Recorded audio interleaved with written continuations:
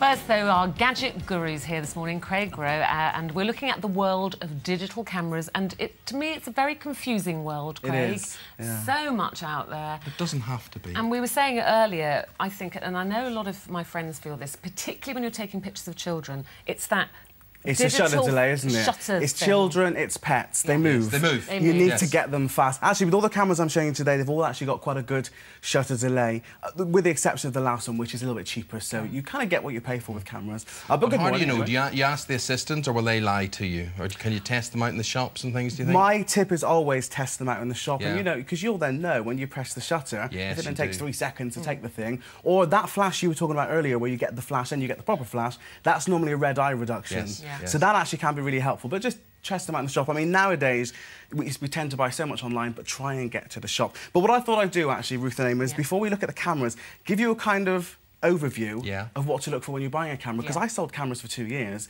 and people just ask me the same question again and again. So there is a kind of guide, I think, to buying a camera. The first one is megapixels. Make sure you've got a good megapixel. I mean, if you want to blow up your pictures to maybe A4 or larger, you're going to need at least 3 megapixels. 1 to 3 is fine for everyday use. So it starts at 1? It starts at 1, and it actually goes up. The best camera we've got today, megapixel-wise, is 10.2. Yes. Okay. So it goes up. So really, don't high. Go below 3. Even telephones have 3 Exactly. nowadays. Yeah. Exactly. So try not to go. I mean, basically, a megapixel is the number of pixels in millions per image. So obviously, the higher the number, clarity of the image, the strength of the image. And some of the pictures I'll show you later on, they've got a wonderful resolution, so you'll see that. Secondly, the optical zoom. And don't get that confused with the digital zoom. The optical zoom is what you need to look for. The optical zoom uses the magnification of the lens. The digital zoom would just be the same way as maybe you zoom in on your computer at home. The optical zoom is using the lens, so that's very important. And again, try and go for 3 times magnification. Which one's better to have, optical optical zoom? Often cameras are sold on... Do you understand that now? Yeah, I'm with you. Just remember optical. Don't sort of worry too much about the mechanics of it all, but remember optical. And make sure it's at least 3 times. Go for at least 3 times. Because then, if you're... I mean, for example, if you're going to the Kids Sports Day, or you're sightseeing in London and there's a tall building, you want to zoom in. And obviously, if you've got a good magnification, you can zoom in properly and get a good picture. So that's number 2. Number 3, memory and battery. I've got a memory and a battery. It's interesting that the memory, even when I went and sourced these cameras, I forgot about the memory cards. You buy the camera, then you forget about the memory cards. So make sure you bear in mind. Expensive. They can be. They can be. Although, having said that, of course, the larger memory cards you've got, the more photos or video you can get on there. And battery. You know, do you want a camera with a battery like this, lithium, that you can plug into the wall? You need a charger. You need a charger. But in a way, I quite like that. Because you could go for a camera with AA batteries, but then, of course, if you're not near a shop, you end up... I've done that thing of going away with without my charger.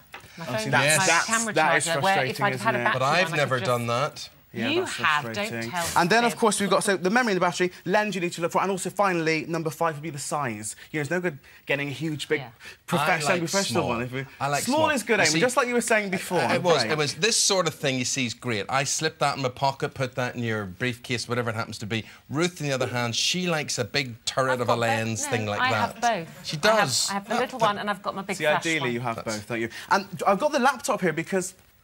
You actually don't need... A lot of people think to have a digital camera, you need a computer. You don't.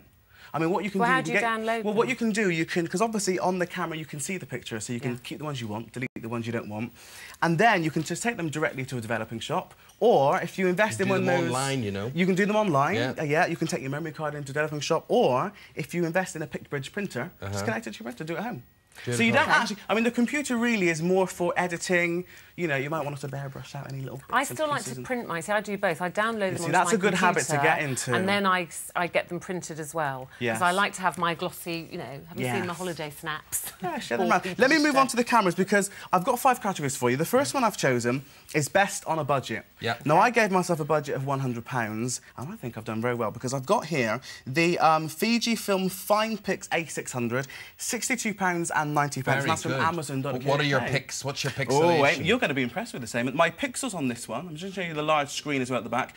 The pixels on this one are 6 megapixels. That's very good, and a large screen. A large screen, so you can see your pictures easily, and it's also got a 3 times optical zoom, so really a good magnification. I think that's excellent. Good value for money. It's also got an intelligent flash. I like an intelligent flash. They need an intelligent operator to use it. Well, what it means is, you know, sometimes you've had pictures and the flash is sort of, this is taken on this camera. That was me having my breakfast in makeup. And that was in a dark, well, not a dark room, but a room with not much light. And look, it's good, isn't it? They keep me in the dark, you see, until they bring me out in the morning. There's that one. The only downside to that, obviously, only 3 times magnification, so not that great. Right then, Casio is the next one. Now, this is the best camera for the technophobe category. So that's this one. That's this one here. Yeah. £178 from Comet, and that's a Casio Exilium EXV7. But really easy to use. That's you know what the reason? saying. I'll pick it up and show you, because the reason I've picked this is the camera that I actually used, the first digital camera I had, and if I just turn this one round.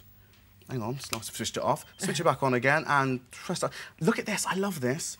You can actually then just toggle, you don't have to think about anything. So if you're taking a picture, you know, portrait with scenery, kids, that changes the shutter speed. So if you were, do you like what you were saying, That's Ruth? what I'd Working like, with kids, taking pictures with kids, it will actually speed up the shutter speed. So you get the pictures in a quicker time. Right. You know, fireworks, party, pets, flowers, it's all on there. 32 settings on that one, so that's brilliant.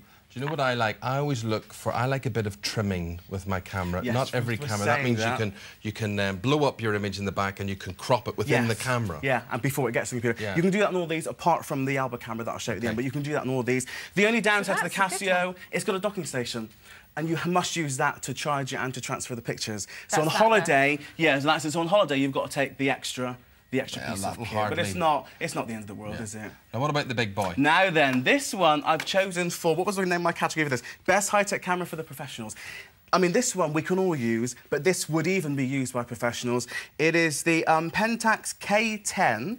It's £499 from Jessup's. It's a digital SLR, so you can change the lens on this. You can get really creative with the way you take your pictures. That's the one you like. That's the one you've got. 10.2 megapixels, so you get an amazing resolution. It's also, if you're a little bit...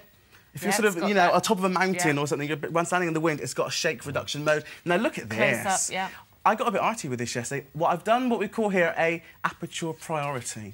Because you can do that sort of thing with this, you can learn more about photography. What does that mean? Well, that basically means I've got the flowers focused and the background. See how it's all sort of soft focus? Very arty. I'll be making cards next, won't I? I mean, actually, as Eamon said, you know, that's not a camera you slip in your top pocket for holiday. But I used it for Jack's birthday party, and it was fantastic. I bet you got some great shots. Getting really good close-up shots of the kids. Yeah. It was very good. Yeah, that's great for that. It's now never been used again. Ruth, is he a bit of an action man? When the suit comes off, is he a bit of an action man? No. No, OK. Well, in that case, the next one is the best camera for action category.